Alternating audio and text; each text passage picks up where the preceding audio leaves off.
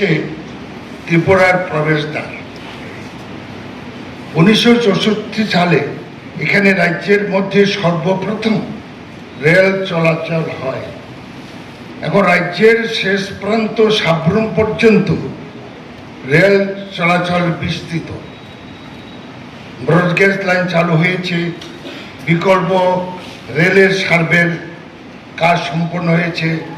বর্তমানে ল্যান্ডিং ডিভিশনের অধীনে চালু ত্রিপুরা রেল পরিষেবা। আমাদের জোরালো দাবি হচ্ছে রেল ডিভিশন ত্রিপুরার ধর্মনগরে করা হোক। এই দাবি ত্রিপুরার সর্বস্তরের মানুষের দাবি এবং যুক্তিপূর্ণ দাবি আমি মনে করি। পরিসংখ্যান বলছে দেশে বর্তমানে 29টি রেলওয়ে জোনের অধীনে 70টি রেল ডিভিশন রয়েছে।